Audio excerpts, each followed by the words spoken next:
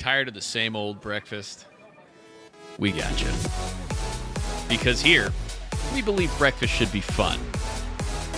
Spacey's all-day breakfast menu. Food so good, it's out of this world. Sorry. Everybody take a deep breath. You're doing great. Everything's going great. So you tell Chiskisk about the bone ship that attacked you, and they say, I had no idea that someone would try to physically stop you from getting to the ship, but I'm also not that surprised. Astral Extractions is a very sneaky and aggressive corporation.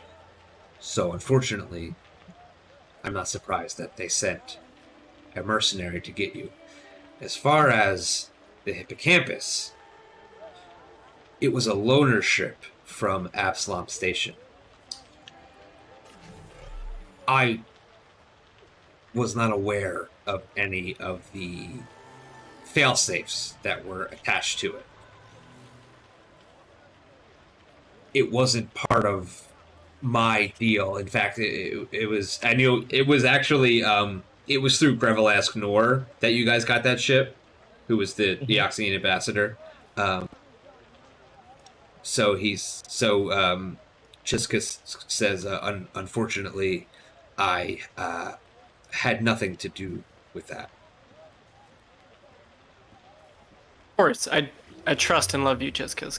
And Chiskus telepathically communicates with you and says, I trust and I love you too, as well as Zip.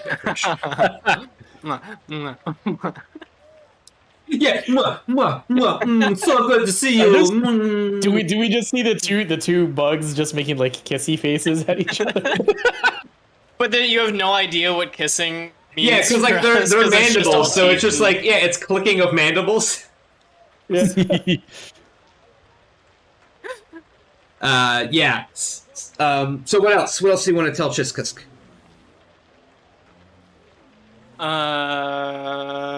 So just to remind you guys, Chiskus wanted you guys to investigate on behalf of the Starfinder Society because it was like a mystery. Grevelask Nor wanted you to investigate on behalf of Absalom Station to gather more information about the dispute, but probably more importantly, finding the package. Right. He just wanted to keep quiet what sneaky shit he was up to. Yeah, so I guess we want to tell Chiskus about like the what? Sneaky? No. An elected official would never. An ambassador would never. He's working with a war criminal. Come on, not our problem, but he's doing it. Hey, but it's a cool war criminal. That's true. She was very. Hey, man, I'm gonna sit in this box. Just chill. Yeah. So, what do you got? What else do you guys want to tell Chiskus? So, anything that probably wouldn't have been like public knowledge, because apparently the whole thing was documented. Unbeknownst to us. Yeah. So all of the fighting on the Acreon seems to be replayed over and over, and there's not really a lot after that. There is a little bit from the ship's perspective, but that's it. Right. So probably neither. Good. Neither of the space battles. Correct. And nothing about Shepard becoming part of the ship. Correct. And nothing about the drift rock. Right. Yeah, so probably want to tell Chiskus about the like crew members we found, like the dead crew members and the spooky scaries that they became. Oh, the creatures that were infesting the ship also. Okay. Yeah. And the ancient or unknown technologies within the drift rock. Okay. Yeah, the no cool fragments.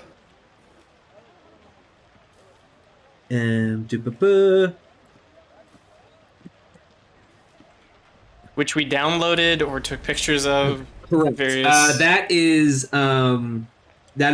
once you say that, that is like the bread and butter of the Starfinder Society. That's the kind of shit that they get into. So as soon as you mention that, they get very excited and ask to see your data path. They provide you a little bit of information about the Akata and the Drift Dead, I'm sorry, and the Void Zombies, the Lamprey thing and the Drift Dead, but it wasn't really anything else that you didn't already know just by fighting them. I send them. I give them my account. Like, is there a way for them? You know what? I attempted to hack into the Drip Rocks computers. Correct, and you guys downloaded a bunch of information. Yeah, like I willingly tell them, like, hey, I failed at doing this, but here's the logs of it. Yes. Of the stuff that yeah. So I send that. I give that over to them too. Let me read this real quick.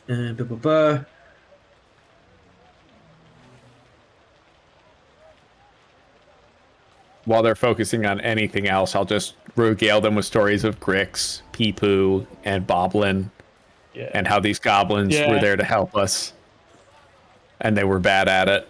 They were bad at it. And then I tell them how Clara lost fights with us repeatedly. Chizkisk is kind of surprised when they hear Clara's name. They're like, "Oh, Clara, 247 is a very proficient mercenary. It is odd that, well, maybe you guys are just that good." Hey, whoa, don't act so surprised, buddy. It's us. So he takes your Chiskix, dude, I can't. Dude, it gets me every time. Hershey's Kisses takes the data pad, and his name is just Kisses now. That's it. I can't keep saying it. We get to call him CK. Zeb calls him Kisses. Yeah, exactly. So Kisses takes your data pad and starts to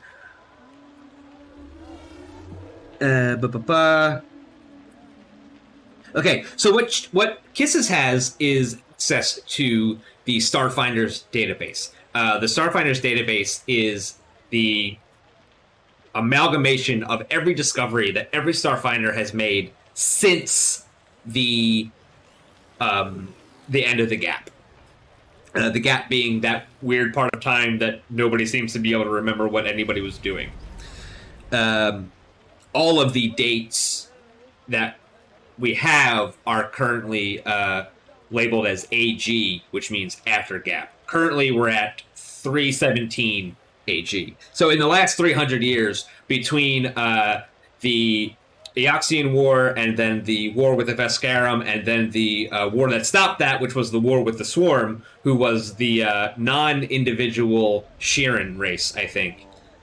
We're now at 317 AG, and everybody's super happy. We all live a great life, and everything's fine, and nobody dislikes anybody, and that's how it goes. And we're not gonna, we're not gonna worry about it. Definitely how it is. So about that war criminal we just smuggled onto the station again. Yeah. So do you guys tell Kisses about that? No. Pax isn't going to. Okay. That's up to Horatio. I think I am, but like in the most matter-of-factly way possible. That's not ideal. Yeah. Yeah, why don't you tell me how specifically what you're going to say? If you want to do that, tell me specifically what you want to tell Kisses about the package. It was on the ship. We opened up the package. We inspected it. It seemed like it was okay. We pushed it into another room that we knew was not occupied by any invasive life forms or scavengers, and then we went about our business. So you retrieved a package for Ambassador Noor, correct? That was part of why you went to the Acreon and why he was so willing to help? Yes, that's correct. What was in the package? I'm not at liberty to say. That's accurate. Part of our fee. We're not supposed to talk about it. Well, that's concerning. That's a fine thing that we all just said. Look, above the table, I have a really easy way we can get out of this, keeping our promise and letting the Starfinder Society know. Just have them download the ship's records. Shepard's gonna have a copy of the conversation we had. Yeah. We didn't tell them, but we did turn over our records. I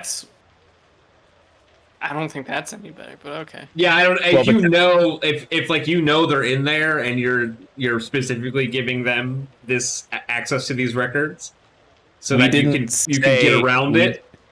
We didn't say anything. But you provided them the information. It's not our fault that their robot downloaded stuff. We did say our crew had information. We told them specifically our crew knew about what was in the package. Yeah. We'll see how that works out. I mean, we can't not tell the Starfinder Society. I mean, you could just not tell them. But so Chiskus says, as concerning as that is, I can't make any real guess as to what it could be. So I can only hope that your morality will trump your desire for secrecy, if it were so threatening. But anyway, and by this point, the Starfinder database has scanned and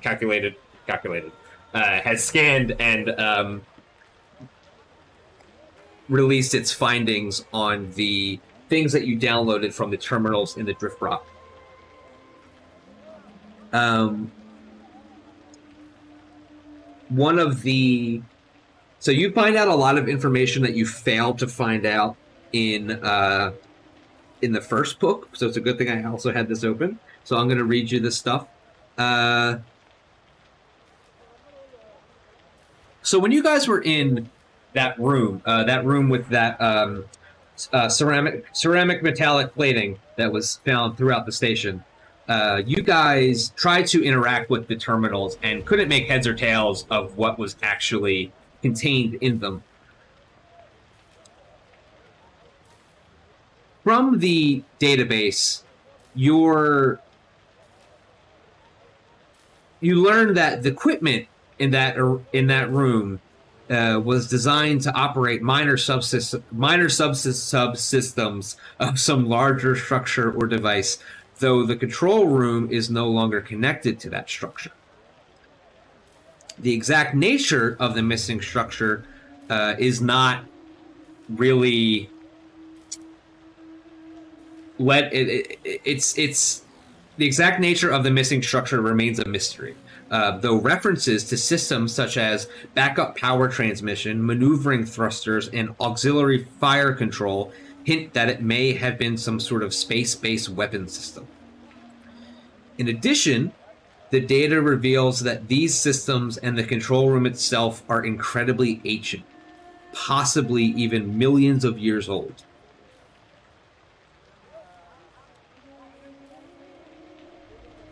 In fact, it appears that the Drift Rock is not just an asteroid that was repurposed as a control center, but that it was actually part of a larger structure that was designed and artificially constructed at the same time as the machineries and controls here.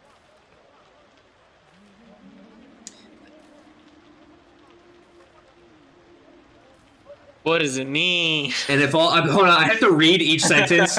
Sometimes what modules do is they'll give you like 2 or 3 sentences of information, and then at the end be like, "But don't tell your players that." It's like, well, fucking Put it at the beginning of the paragraph, so I have to read each sentence to make sure it doesn't end with like, but he doesn't tell them that, but they don't actually know that. And they've done it since like I was in high school. I can't fucking. It's fine.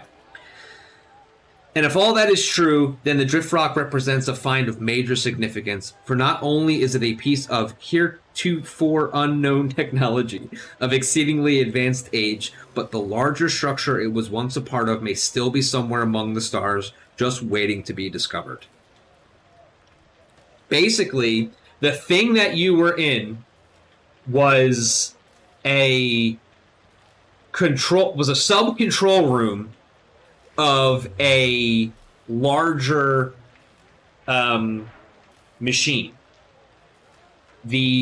Some of the commands that you read in that control room lead you to believe that it could possibly have been some sort of space-based weapon. So as Kisses is relating all of this to you, eventually they realize what they have on their hands, and they say this whole paragraph to you. They say, there is some good news. The Starfinder Society's linguistic database recognizes many of the symbols you found on the drift rock, because this is not the first time they've appeared post-gap. The bad news is that the source is highly unreliable. All that we have about these earlier texts comes from Halkuim Zan nearly 3 centuries ago, and it seems that no published studies of those texts have appeared since. According to these records, Zan's original findings were donated to the Habarat University of Xenoarchaeology and Xenoanthropology on Castrovel shortly after his disruptive expeditions. Fortunately, the Society has numerous alumni from that university, and I can readily secure you a contact there and forward my personal recommendation to a few faculty members. Perhaps they can show you Zan's notes and even take you to the original site so that you can search for more clues about whatever this drift rock once was. Chiskisk wants to send you to a university to find out more about this strange alien language, and also follow in the destructive footsteps of somebody named Halkuim Zan. That's what they tell you. Can you spell that? Yes, I can. I will type it in the thing. I have a K in it. I don't know if that's right. I think that's it. Yeah, I think, yeah. There you go.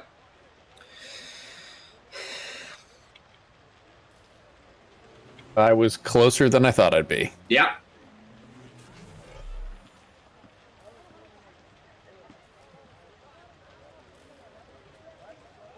Sure. So, Chiskisk wants to send you to this Kabaret University of Xenoarchaeology and Xenoanthropology on Castrovel. They want to hook you up with a contact, and then have you take what you found to them, and hopefully, possibly even the original site where Hakuim found the strange symbols that you found on the drift rock. You're muted, Kumo. Did notice that when we were walking down that one corridor, like when we went to the sheer rock, I definitely did not match anything that I've seen. Right. In the Arcanimirium. Did I say that right? I think you did. Arcanimirium. Yeah, and all of the... Arcanimirium. Go Arcs. And apparently, all of the language in that drift rock was using these symbols, none of which you could understand, And while you were able to figure out what some of it means, most of it was undecipherable. But they have appeared in the Starfinder database before, unfortunately, under this Hakuim Zan person's findings, which is apparently not very well liked. Okay. That's a shame because like we're really well liked, and I don't want that sort of undoing our progress and becoming popular.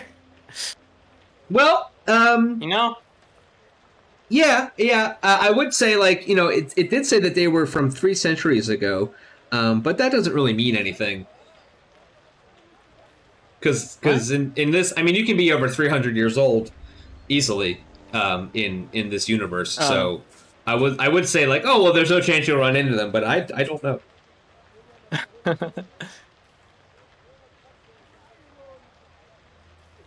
And he also Chiskisk also follows up with I can tell you as much as I know about Hakuim and the university, if you like. Well, first we should probably hear about Hakuim. The university will most likely tell us all we need to know about itself when we get there. I mean, it's this the information is only here. yeah, it's the Kabarat University of Xenoarchaeology and Xenoanthropology. So, pretty self-explanatory. Yeah. Hakuim, Chiskus says, as you know, the Starfinder Society is an organization dedicated to uncovering the secrets of the universe and its past. As in any pursuit, a sensational hero can attract new recruits, and a buffoon can tarnish the whole field. Hakuim Zan was both. He traveled throughout the Pact worlds, making a name for himself as an explorer and archaeologist, but his techniques were utter rubbish. He was a looter with a good press agent, and he published lurid gibberish like pyramid people of Ukulam. His articles were highly popular with the public, but for every diligent explorer they inspired another 2 unscrupulous treasure hunters who just wanted to blow things up and call it archaeology.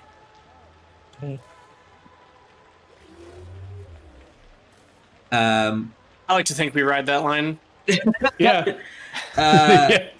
And in response to that, Chiskisk says, you are a far cry from Hakuim Zan. Luckily, however, even though Zan did most of his work at about the same time the Starfinder Society formed, he was never really associated with us. I fear that if he had been, the Starfinder Society would not be as respected as it is today. Fair assessment. Yeah. When Hakuim went to Castrovel, different planets have different regulations for explorers. Hakuim wanted to explore a site on the restricted continent of Ukulam, but when the authorities denied him passage, he went anyway. After that, they confiscated most of his findings, and the whole incident spurred a decade of restrictions on off-world explorers. So, after that, his records must have been somewhere. So I'm asking you to go to Kabarat University and find them. What's to say that we won't get in the same trouble as this Zahn character? If they don't want people learning about this area, won't they be upset if we find the same information? Well, this was 300 years ago. But people live 300 years, so they could still be pissed. Right. Yeah. If Chiskisk says, if you go through the proper channels, which Hakuim Zan did not do, did not ask for permission, just seemingly broke the law and went anyway.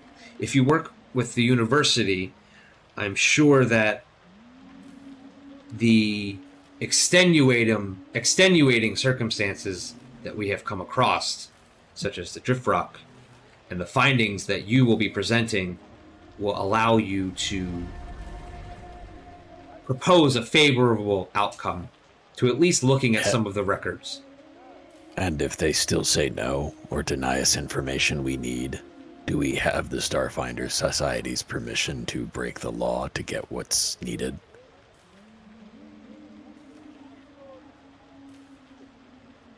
CK, we have to get this information, don't we? No. We're not saying this is our first move, but we shouldn't remove it from the toolbox. I mean, the Starfinder Society doesn't necessarily have authority anywhere. We have renown, we have respect, and we have a reputation. But authority is not something that the Starfinder Society is ever really interested in. That being said, I do not necessarily have authority over you. Hey, Okay. You pay us, though. we love a good loophole. Correct. So, the society could not tell you that you could break the law. We would only feel the repercussion for doing so. However, I don't think that will be an issue. The Starfinder Society cannot protect you. We can only really open doors.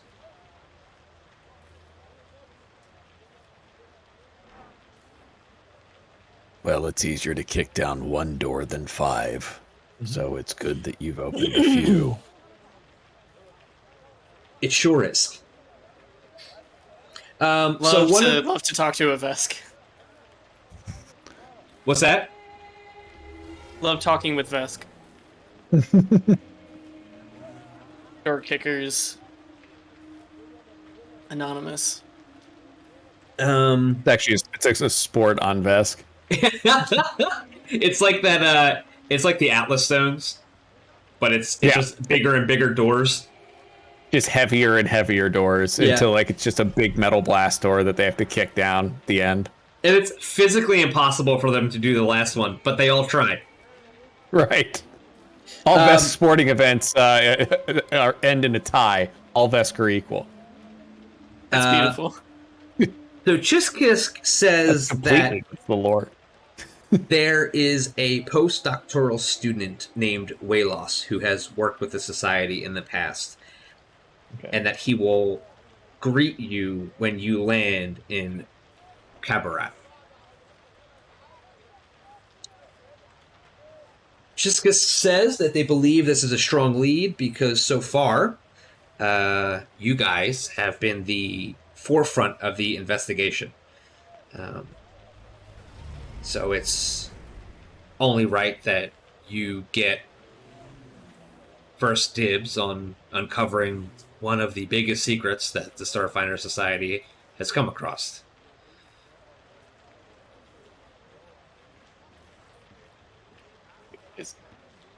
I turned to Zib and said, like, is our reputation going to hinder us or help us in this situation? I think it can only help. I always think that. People love loving us. Additionally, Sure. Chiska says, now that everybody knows that you went and came back to the Drift Rock, I'm sure it's only a matter of time before somebody goes and learns what you have learned. If that were to be the case, they could then get ahead of you in the investigation, and we don't want that. So, Understood. on behalf of the Starfinder Society, I'm going to offer you a certain amount of money once you land at Kabarat. You will each be awarded 1,000 credits, and you will be expected to undertake the investigation as you see fit, doing your best to remain favorable in the eyes of both the Starfinders and the university. And he looks at Pax. However, this object could be very, very dangerous. It is imperative that we figure out what it is and where it's going. So, if you have to, maybe it would be okay to make sure that you get where you need to go. And he looks at Pax again. Understood. Additionally, he... I love the idea of Zib doing 4-finger laser guns. I'm writing everything down, not paying attention to the bravado that's going on around me. Chiskisk also gives you a digital copy of, he sends it to your data pads, of Pyramid People of Ukalam, which was the book that Halkuim wrote after he went to the place he wasn't supposed to go and had most of his stuff confiscated. It is a tawdry travelogue that lauds the author's bravery as much as it describes the culture that built the sites using ample non-academic language such as exotic, savages, and time immemorial. What'd you say? That man. I said exotic butters. Since they were Five Nights at Freddy's, I was watching a video about it last night, so... Exotic butters! Everybody loves ghee. Everybody loves ghee. Most exotic of butters. I don't know what ghee is. I don't either. But now I need to look it up. Yeah. Ghee is a clarified butter popular in Indian cuisine. Oh, wait. I think I've had that, yeah. It's just, it's slightly fancy butter. Mm-hmm. Let me read this real quick. Okay. Very easy to make fun of grad students who like ghee. Because they were worldly all of a sudden. Yeah. Yeah. That was, oh man. You know what I love? World music. No, you don't. Sail away, sail away. Okay. So CK, you guys have gotten your mission from Kisses. Yep. Is there anything else that you would like to tell or ask Kisses? Ask yes. We need somebody who can cast restoration. Yeah. Oh, there's a medical facility in Delores Fire Complex. Somebody will be able to fix you up. Sweet. And Vesk will pay for it. We'll just consider that it's done. No, yeah, they shouldn't charge you.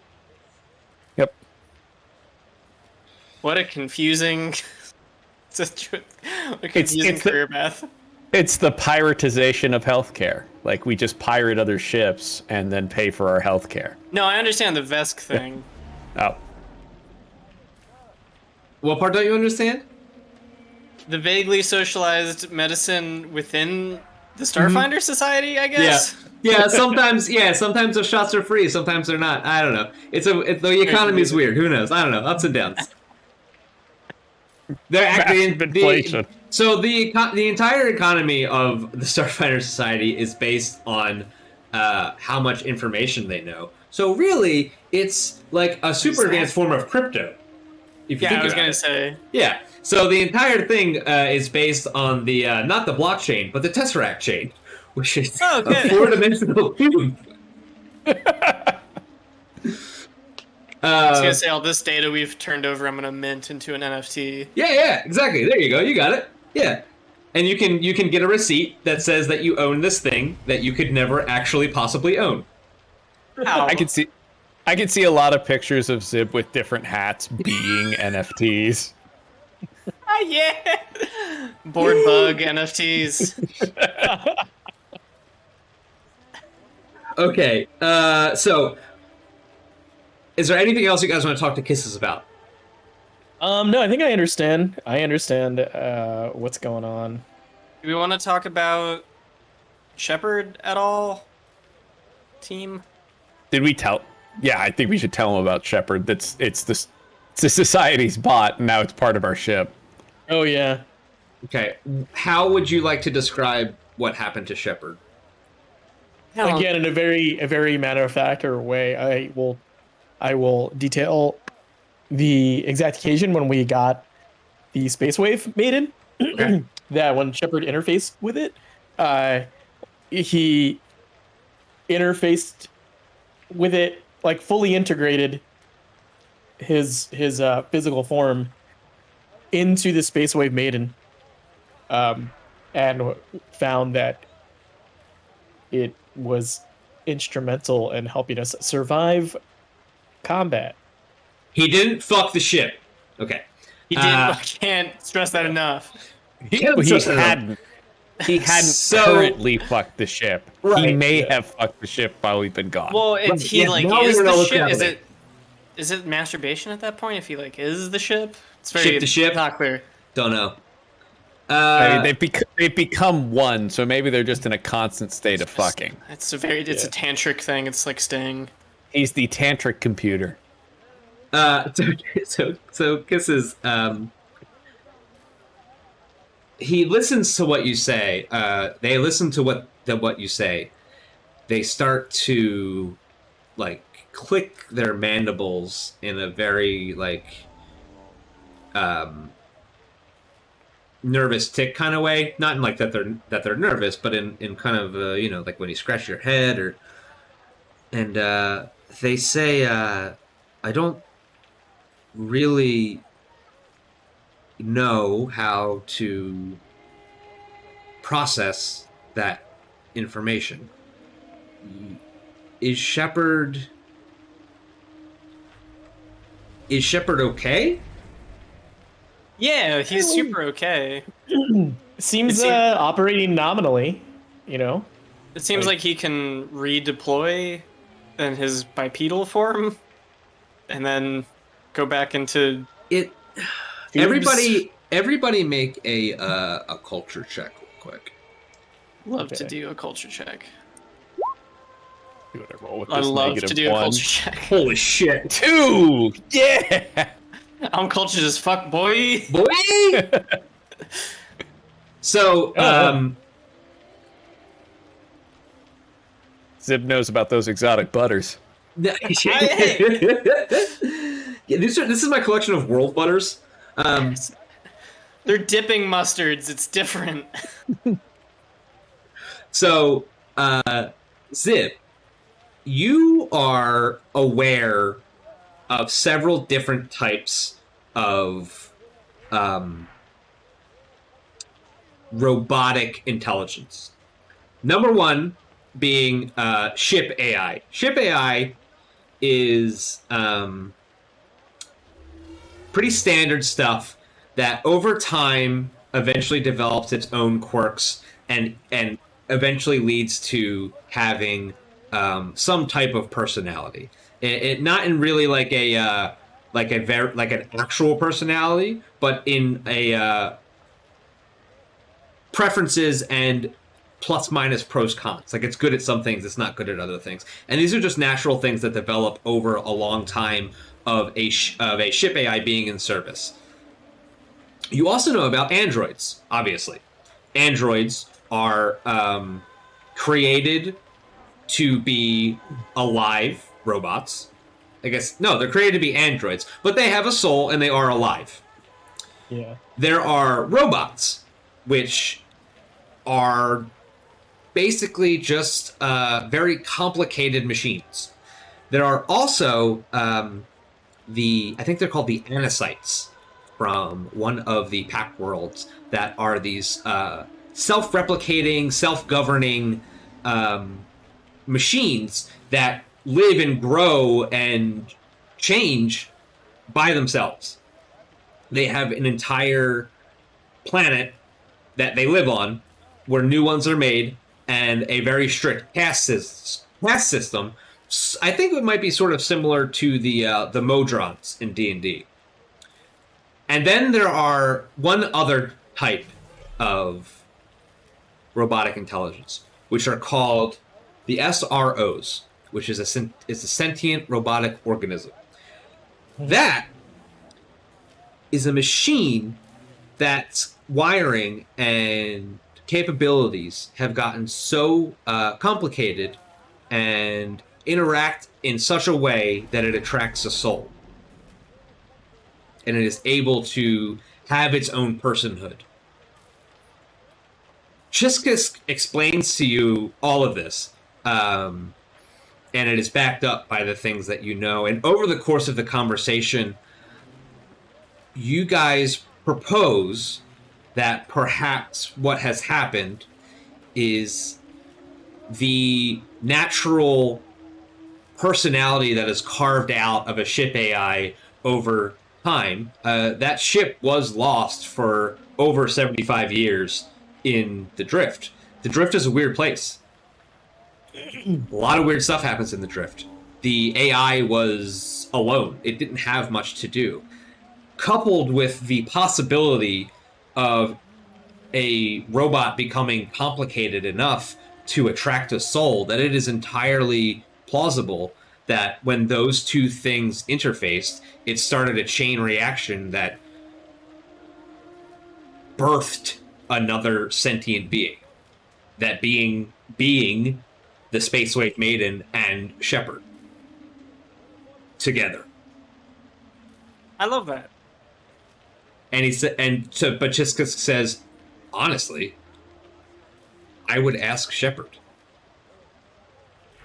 because Shepard was just a robot. It's possible that Shepard had another life before he was one of our Shepards. All of the Shepards are called Shepard. They're custodial robots that we use to bring people around. None of them were special. But it is possible that there was, either from being around you or from being having some previous life, that it set the stage for this event. So I would ask Shepard. Cool. All right. Yeah, we'll do. I think that's just neat. I'm happy that he's around. He's my favorite character. He's been an asset to the team for sure. He can aim a lot better than me. He sure can. But he also doesn't shoot his friends, so it's not as interesting. Well, all right. Why does this have to keep coming up today? So you guys are now sort of free to go. You can handle anything that you want to handle before you. Well, the next leg of your quest involves you going to Castrovel. Yeah. Well, I'm gonna go get that shot. Okay. Yeah, and you go down there. Yeah, that's off screen. Yeah. Yeah. You go down there and everybody's down there and they're like, oh my god, Paxturo, and you're like, I'm feeling a little less strong, and they're like, well, we can't have that, and they jab you with a thing, and you suddenly feel better. I feel more strong now. You just have a workout session where you do no wrong. Just like a really good pump and iron session. Yeah, you just collect your weights for the day. They take my communicator from me, so I'm not distracted. I get through a good 2 hours. Just like dry ice smoke behind you, and you're all oiled up when you get out of the weight room, and you're straining. Yeah, that's what the nurses and doctors are doing. Is they're setting the stage for acts to work out properly, and they make a real good production out of it. The entire thing is a 2-hour-long montage that they're going to use for a 2-hour-long wrestling introduction. Like Ivan Drago is training in Rocky 4. That's Pax. There's the punch to the machine. It's a low number. Full workout punch to the machine breaks. Yeah. Like biceps are looking kind of flat. Gotta get a good session. Hey, buddy. So you guys can, if you're hurt or anything, you can be healed up at this point. I assume that you guys have had enough rest. I'm not gonna throw a street fight at you.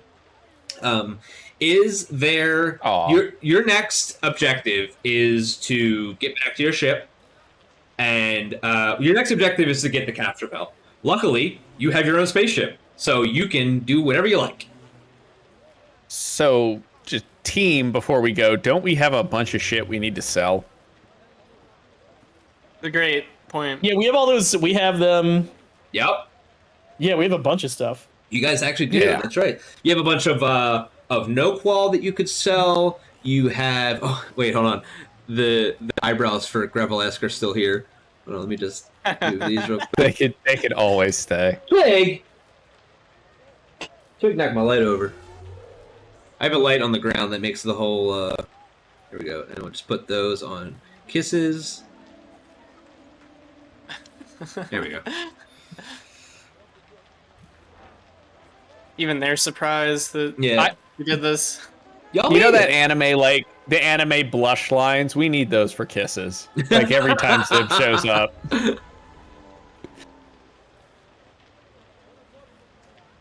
Is it beverage there, Sue? Close enough. Yeah. That works.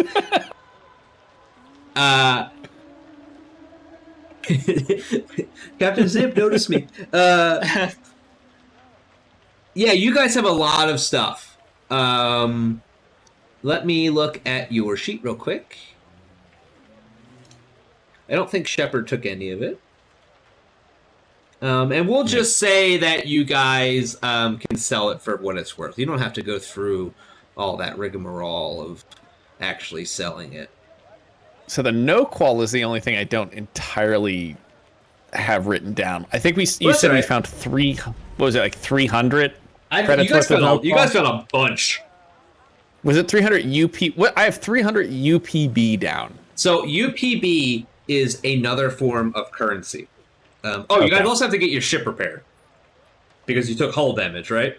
Yeah, we did. Yeah. So So a little we'll- bit. Yeah, they'll work on that while you guys are waiting, and then we'll just take it out when you guys are ready to leave. I have to work out the number. I don't remember what the cost is.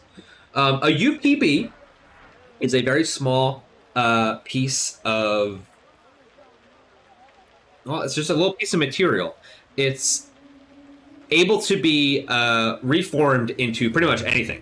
You can make it into a piece of metal. You can make it into wiring. You can make it into ammo. All of the item creation, on the spot item creation stuff uses UPBs. At some point, I think UPBs are a 1-to-1 with credits. So if you wanted to trade those UPBs for credits, you probably could. Seems like a better idea to just hold on to Yeah, them. if you guys can't use them, however, there might be a situation in the future where you guys could solve a problem with UPBs. They really are just like this. It's like a wonder technology. It really can be. It can become anything. You can take them and build them into anything, but you probably have to have the knowledge to do it. Let me find your. So, do you guys remember if I think you guys wrote down that you had no qual, correct? You didn't just take the money it was worth? I wrote down no qual, but I didn't write how much I grabbed. Yeah, I just wrote the amount as the credit value, and that's gotten mixed up with my actual credits too. Oh, bummer. Yeah. Uh, It's the carapace stuff, right? yeah. Yeah. Yeah. Yeah, I didn't take a good detail on the amount that it was worth is just not on my notes. So, one bulk of no qual ore is worth 500 credits.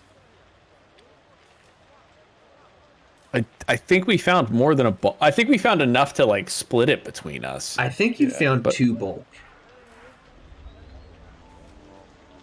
Yeah, I thought we divided it by 3 because I remember Pact saying, "Oh, we should put in Shepard's." Yes. Yes, and you then we found laughed enough about- to divide then it we by laughed 3. about that. So you guys It's like, probably we should include Shepard. No. Yeah, no, Shepard. He wasn't. Shepard wasn't a person yet. It's fine. At the time, Shepard was still just a robot. So yeah, you guys found each add 500 credits to your sheet. Okay. PogChamp. Done. So Starship repair. These are going to be the last few things that we do. What do you guys want to do about Clara? Do you want to take her with you? You are fully capable of flying the ship without her. Well, I think we need a pilot, and I think we need a security officer. I think we should try and hire Jin and Clara. Yeah. Because then they can both stay with the ship to keep it protected when we step off it to do other things. That sounds good. That would actually be really great. I am going to write that down, and I am going to find a number that you guys are going to have to spend to do those things. You're going to hire Clara as a pilot. I'm sure somewhere in the book it has fees for services.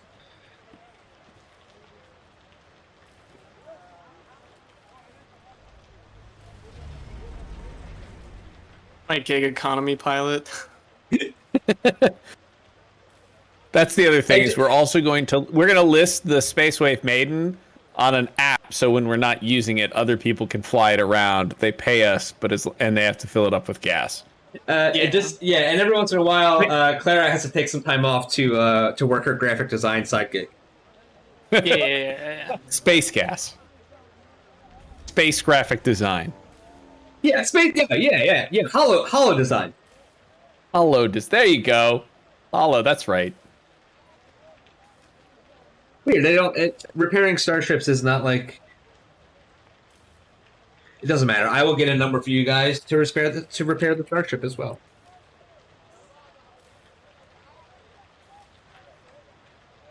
So you Halfway guys to get my first Vesk overplate. So you guys, you ask Chiskus for one last favor, and that is to have them point you in the right direction of someone who would like to purchase the Noqual, and they give you the contact of somebody who works in the weapons department of a neighboring corporation, sort of a nondescript kind of, like weapon core, and you sell the Noqual to them. Okay.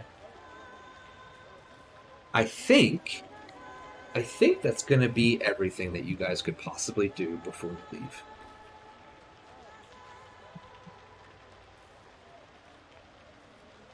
We could go party at the. We just go for a good dance night over at the what was the bar called? The What's Fusion Queen. Fusion Queen. Yeah, We you could guys have a dance party. want to go to the Fusion Queen? I don't know. We're heroes now. They can't be that mad. Let's not do this. I want to do another a group selfie of everybody outside the Starfinder Society. So it's like a post relating to my first post. Our first mission. Yeah. It's like, maybe you heard, we did it. So you have to make a computer check. It has to be above a 12. But since you guys are riding so high, okay, I was going to give you advantage, but advantage. It's not even a thing. Whoa, I didn't do all that. Wow. No, only Zib has to roll it because Zib is the one taking the picture. Pax takes a picture of his hand. He tries to take a picture of Zib and accidentally takes a picture of himself. The way that old dudes take pictures of themselves on Facebook, like this. Yeah, it's just it's the top of my head. Just can't even do it. So Zib, that is a great picture that you took for your social media profile, your Space-tagram. Please make a diplomacy check and add 5 to it. All right, 21. All right, so that's the last of the bonuses that you're going to get for being locally famous. Great. So, your fame is up to 130.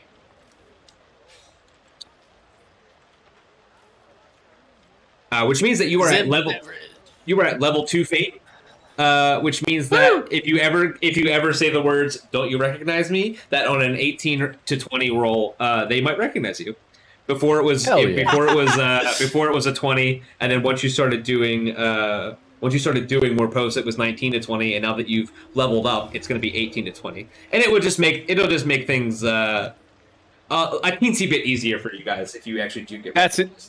That's insane. That's like 10% of everyone in the universe recognizes Zib. That's huge.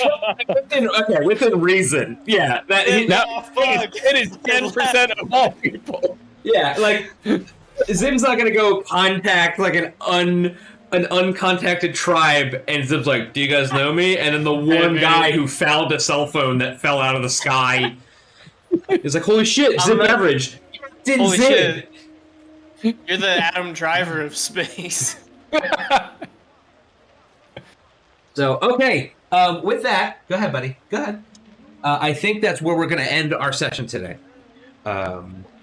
Great role playing, great recapping. Yeah. You guys really accomplished everything that you needed to accomplish and have gotten your next major objective, which is to head to the university on Castrovel, which is the Elven and Lashunta homeworld. Ooh, Lashuntas are cool. Okay. Yes, they are. I believe where you were landing is Lashunta territory. But at the start of next week, no. Do you guys want to play on January 3rd? What do you guys think about that? I'm down for January 3rd. Yeah, I think I can do that too. Are you going to be at MagFest? Are you going to be at MagFest space? No, it's the next weekend after. Oh, okay. Okay. All right. Yeah. So obviously next week is my birthday. I might do a Christmas midnight stream because I'll be home, obviously. But next week we won't be playing. January 3rd will hopefully be our next session, and it will be the first Dead Sundays of 2022. And we will forget every single page of the rulebook, and we will spend the entire time looking at it and not talking. So please, come watch that episode. And that's good TV, baby. That's I'll buy that for $1. So guys, thank you for watching. If you have not followed us, please follow us now. You can also follow us on Twitter. I will post all of our Twitters. Follow me on Twitter, then you subsequently follow them on Twitter. Thank you for watching. Thank you for playing. Happy holidays. Happy holidays. Happy holiday. Stay cool. Keep it tight. When you're coming from the black, you want a place that reminds you of home. You want traditional foods like our Eoxians cadaver digits, fresh fried, heavy recycled, or tacos made the Spartan way, flavored with real asteroid sauce. With quality finding up with a syndicate, but at prices any corporate collar can afford. So after you dock, head over to the eye. We're open all cycle, every cycle. Ready to treat you like family, hive mind, or brood clutch. Spacies, you're gonna like the food you eat from the restaurant that I own. Hey, thanks for watching Dead Sundays. Do me a solid and tell every single person you know about Starfinder and Dead Sundays, and make sure you catch us live on Sundays at 7 p.m. Eastern only on twitch.tv/LogarTheOgar. Thank you, OBS, for your service towards the streaming community. Please check out and donate to the OBS Project's Patreon. OBS is a free broadcasting software that I've been using for years and wouldn't want to use anything else. Thank you to Sirenscape, who allows us to use their dynamic sound generator to provide the background music and sound effects that you're hopefully enjoying right now. Sirenscape is a wonderful program with a ton of pre-crafted and IP-specific soundscapes available for a monthly subscription to make your tabletop games sound as epic as they play. Thank you to Roll20, a web-based tabletop RPG client allowing users around the world to play tabletop games together as if they were in the same room. Roll20 is a free-to-use service, but offers a low-cost monthly subscription option for extra tools that I use because I use Roll20 all the time. And thanks to Paizo for making Starfinder, for making Pathfinder, and for supporting the United Paizo workers.